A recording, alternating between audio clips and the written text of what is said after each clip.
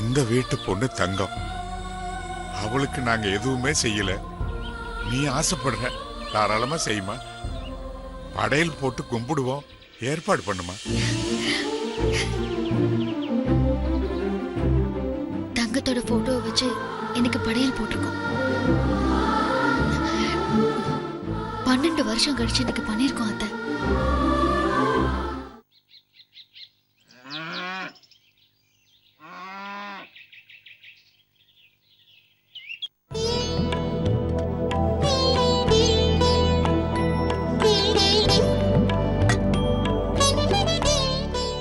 என்ன மாமா சாப்பிடாம அப்படியே வச்சிருக்கீங்க? லட்சுமி, இன்னைக்கு தங்கத்துக்காக விரதம் இருக்கலான்னு இருந்தேன்.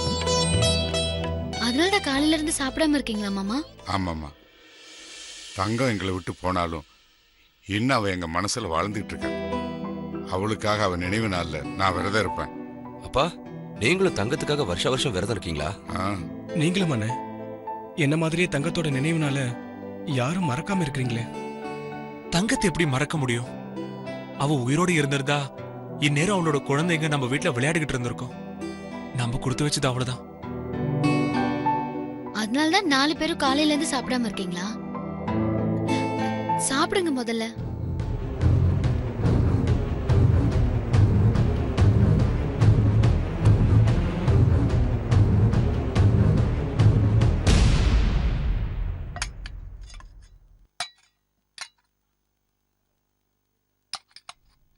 சாம்பார் போடுவாக்கா? போதுமா?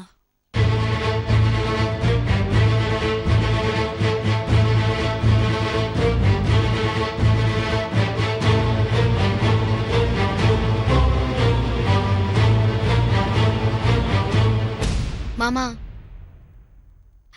ஏன் விரதம் இருந்த விஷயத்தை என்கிட்ட சொல்லாம விட்டுட்டீங்க? சொல்லி இருந்தா நீயும் இவங்க கூட விரதம் இருந்திருப்ப. வேற என்ன புதுசா செய்ய போற? ஏன் தென்னு உனக்கு அன்பாவே பேச தெரியாதா? ஏன் சுபாவம் அப்படி. எதையும் மனசுல வைக்காம வெளிப்படையா சொல்லிடுவேன். அது தப்பா? மாமா மாமா, அக்கா ஏதோ விளையாட்டுக்கு சொல்றாங்க, நீங்க சாப்பிடுங்க. சாப்பிடுங்கப்பா, சாப்பிடுங்க.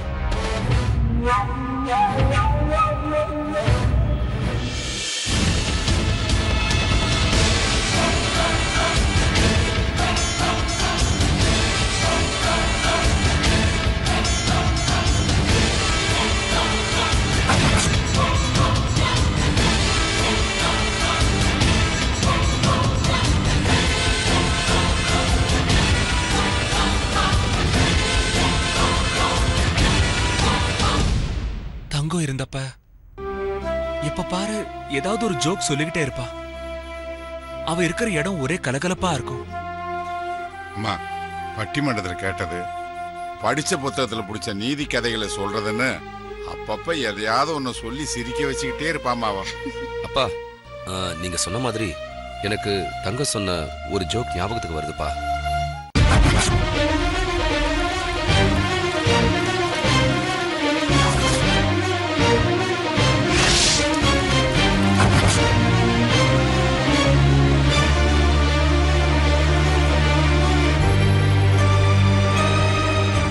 மாமா, ஏதோ தங்கம் ஜோக் சொன்னா சொல்றேன்னு சொன்னீங்க. சொல்றமா. ஒரு பணக்காரர் இருந்தாரு. அவர் வீட்டுல ஒரு நாயை செல்லமா வளர்த்துக்கிட்டு இருந்தாரு. அந்த நாய்க்கு விதவிதமான சாப்பாடெல்லாம் போட்டு அந்த நாயை ரொம்ப அன்பா பாத்துக்கிட்டு இருந்தாங்க.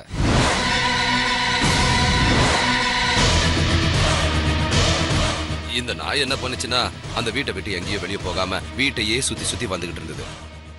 இந்த மாதிரி இருக்கும்போது அந்த தெருலயே இருக்கிற ஒரு தெருநாய் அந்த நாயை கவனிச்சுக்கிட்டே இருந்தது.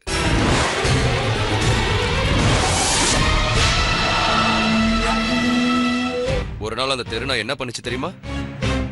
அந்த நாய்கிட்ட வந்து, நீ ஏன் இந்த வீட்டுக்குள்ளேயே இருக்க, வெளியில வா, இந்த உலகம் ரொம்ப பெருசு, இந்த உலகத்துல பார்க்க வேண்டிய விஷயங்கள் நிறைய இருக்கு, அது மட்டும் இல்லாம விதவிதமான சாப்பாடுகள் கிடைக்கும், பிரியாணி கிடைக்கும், அது கிடைக்கும், இது கிடைக்கும், அதெல்லாம் சாப்பிட்டு நான் எப்படி கொழுத்து போயிருக்கேன் பாரு, என்ன மாதிரி நீ ஆக வேணாமான்னு கேட்டுச்சு.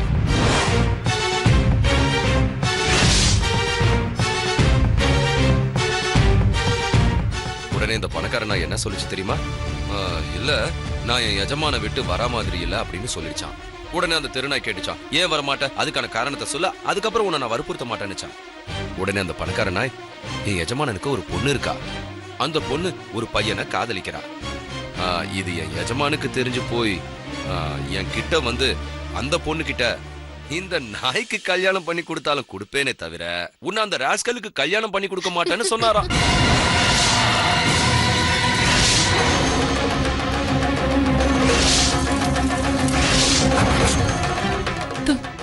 தங்கம்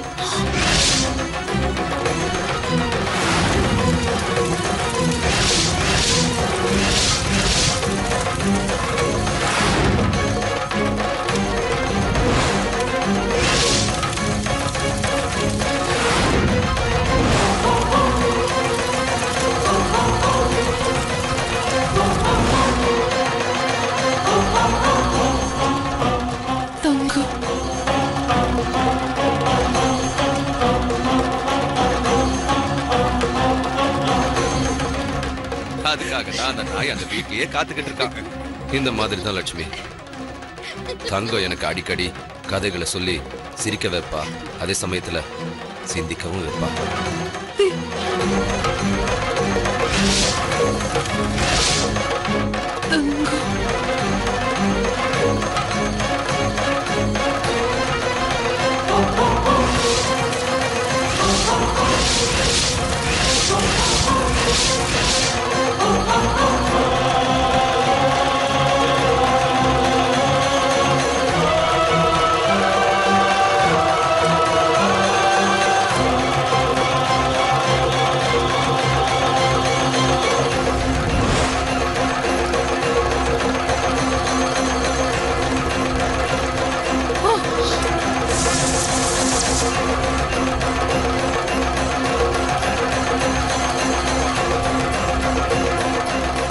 லக்ஷ்மி, தங்கம் எங்களை விட்டு போய் இத்தனை வருஷம் கழிச்சு உன்னால எல்லாரும் சேர்ந்து படையல் வச்சிருக்கோம். எங்க மனசுக்கு நிறையவா இருக்கு. அவ ஆத்மா கண்டிப்பா சாந்தி அடையும்.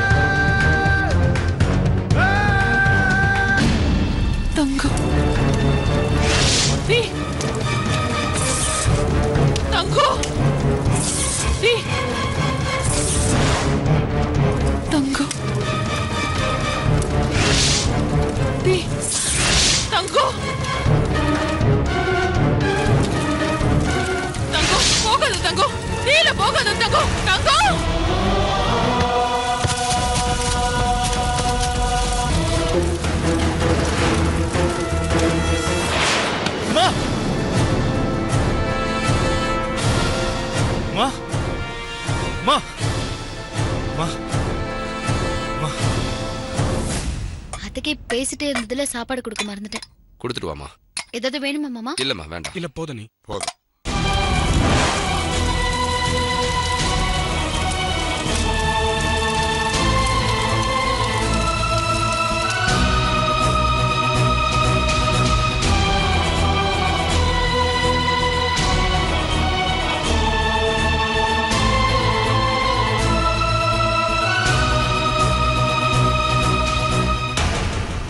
அக்கா ஏதாவது வேணும்னு எடுத்துக்கோங்க, நான் ஓடிட்டு வந்துடுறேன் மாமா.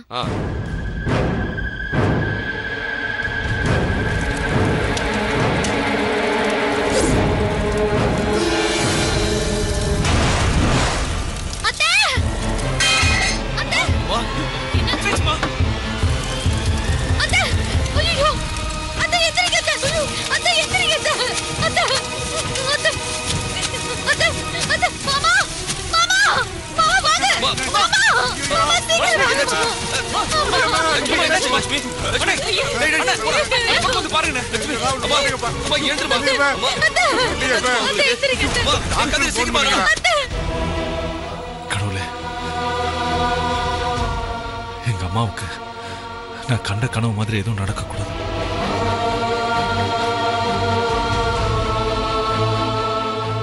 மனசே சரியில்லை. கோயிலுக்கு போயிட்டு வரணும். லட்சுமி, அத்தை ஒன்றும் ஆகாதுமா, முதல்ல தெளிடா. ஒன்றும் ஆகாது, ஒன்றும் ஆகாது. பார்த்து மெதுவா தெளிடா. என் வண்டிக்கு ஒன்றும் ஆகாது. மாமா டாக்டர் ஃபோன் பண்ணுங்க மாமா. கதிர் ஃபோன் பண்றான். அத்தை இருங்க.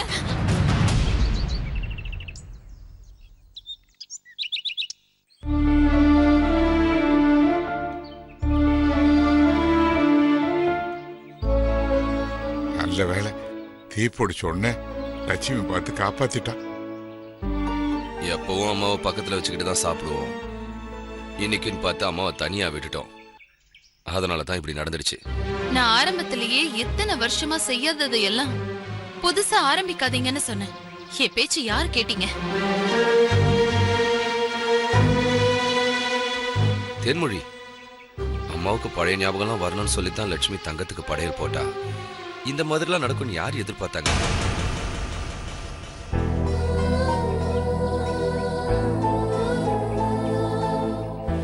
எது எப்படியோ லக்ஷ்மி அண்ணி அம்மாவை எப்படியோ காப்பாத்திட்டாங்க. அது போதும்.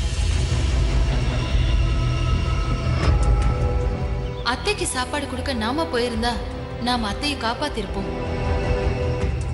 என்னையும் எல்லாரும் பாராட்டி இருப்பாங்க.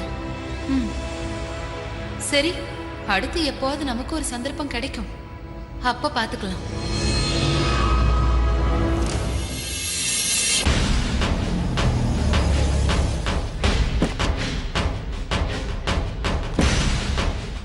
அண்ணே, டாக்டர் வந்துட்டாரு. வாடா. வாங்க டாக்டர். வாங்க டாக்டர், வாங்க. பாருங்க பாருங்க டாக்டர்.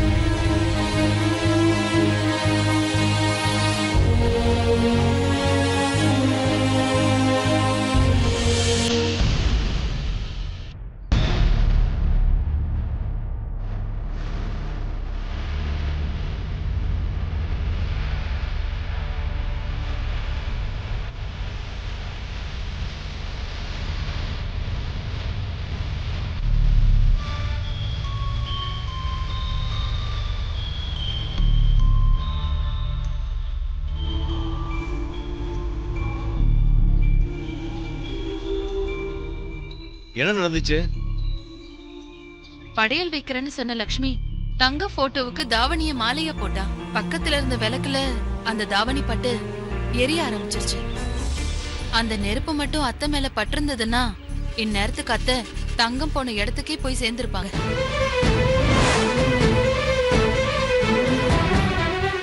டாக்டர், அம்மா புடவையில தீ பிடிச்ச உடனே லக்ஷ்மி போய் அதை அணைச்சிட்டா.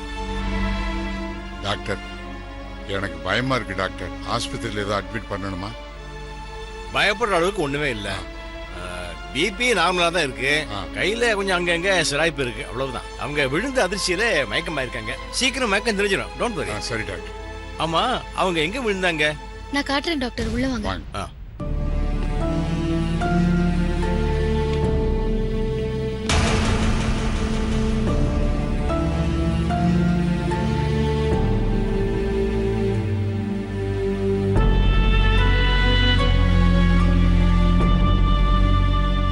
வாங்க டாக்டர். இங்கதான் டாக்டர் நாங்க படையல் போட்டோம். அத்தை இங்க வீல் சேர்ல உட்கார்ந்துட்டு இருந்தாங்க. தங்கத்துக்கு படையல் போட்டுட்டு அத்தையை விட்டுட்டு நாங்க சாப்பிட போயிட்டோம். அப்போ போட்டோ மேல இருந்த தாவணி தீ பிடிச்சிருக்கு. அப்படியா? அத பார்த்து அத்தை எழுந்து வந்து அதை அணைக்க பார்த்திருக்காங்க. அது முடியாம தவறி விழுந்திருக்காங்க. ஆமா, இந்த படையல்லாம் யார் பண்ணது? டாக்டர், நான் வேண்டான்னு சொல்ல சொல்ல லக்ஷ்மி தான் இந்த படையல் வேலையெல்லாம் பண்ணா doctor. Good good, very good. நல்லதுதான் பண்ணிருக்க லட்சுமி. வீல் சேர்ல உட்கார்ந்து இருந்த அவங்க இவ்வளவு தூரம் நடந்து வந்திருக்காங்க. அப்போ அவங்களுக்கு தங்கத்தோட போட்டோ தீப்பிடிச்சது தெரிஞ்சிருக்கு. தங்க ஞாபகம் அவங்களுக்கு வந்திருக்கு. 12 வருஷமா நடக்காம வீல் சேர்ல உட்கார்ந்து அவங்க முதல்ல எழுந்து நடந்திருக்காங்க. அதை கேட்கும் போது எனக்கு எவ்வளவு சந்தோஷமா இருக்கு தெரியுமா? லக்ஷ்மி, தெரிஞ்சோ தெரியாமலோ நீ உங்க அத்தைக்கு தங்கத்தை ஞாபகப்படுத்திக்கிட்டே இருக்க. இனிமே அவங்க கூடிய சீக்கிரம் குணமாயிடுவாங்க. எனக்கு அந்த நம்பிக்கை வந்துருச்சம்மா.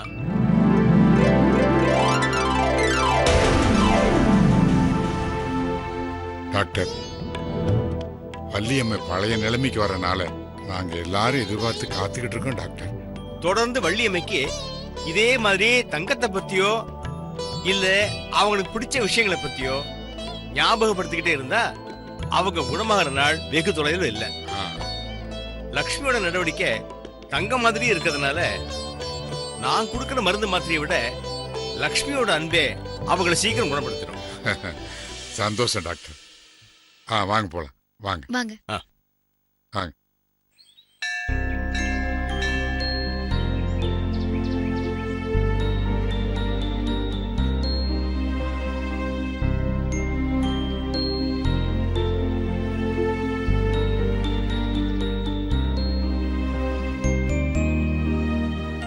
கடவுளே, எங்க அண்ணன் கல்யாணத்துக்கு போயிட்டு வந்ததுல இருந்து எங்க அம்மா நினைப்பு எனக்கு அடிக்கடி வருது. அவங்கள விட்டு நான் பிரிஞ்சிருக்க காரணம் என்னோட முன்கோவம் தான். அதை இப்ப நான் உணர்ந்துட்டேன். ஆனா மறுபடியும் எங்க அம்மா கூட என்னால சேர முடியலன்னு நினைச்சா கஷ்டமா இருக்கு. நீதான்ப்பா எங்க குடும்பத்தை காப்பாத்தணும். நீதான் லக்ஷ்மி அண்ணியை எங்க வீட்டுக்கு அனுப்பி வச்சிருக்க. அவங்க வந்ததுக்கு அப்புறம் தான் எங்க வீட்டுல நிறைய மாற்றம் வந்திருக்கு. லக்ஷ்மி அண்ணி தான் பெரிய அண்ணனுக்கு கல்யாணமும் பண்ணி வச்சிருக்காங்க. அவங்க கூட இருந்து ஒத்தாசையா இருக்க முடியாம போன கையாளாகதவனா ஆயிட்டேன். எங்க குடும்பத்துக்கு இவ்வளோ நல்லது செஞ்ச நீ எனக்கும் நல்லது செய்வேங்கிற நம்பிக்கை இருக்கு. நான் திருந்தி வாழ ஒரு வாய்ப்பை ஏற்படுத்தி கொடு. எங்க அம்மா கூட என் குடும்பத்து கூட என்னை சேர்த்து வை. இனிமே எந்த பிரச்சனையும் எங்க அம்மாக்கு வரக்கூடாது. இத்தனை வருஷமா அவங்க ஞாபகம் இருந்தும் அவங்கள பார்க்காம இருந்தேன். ஆனா இப்ப அண்ணன் கல்யாணத்துல அம்மாவை பார்த்ததுல இருந்து அவங்களோட சேர்ந்து வாழணும்னு ஆசையா இருக்கு. அது நிறைவேற நீதான் அருள் புரியணும்.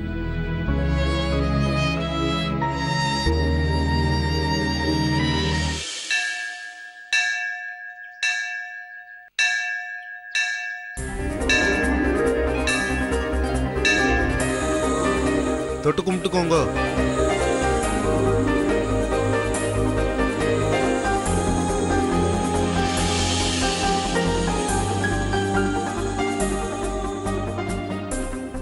இத பூஜை ரூம்ல வச்சுக்கோங்க. நீங்க நினைச்சது கூடிய சீக்கிரம் நடக்கும்.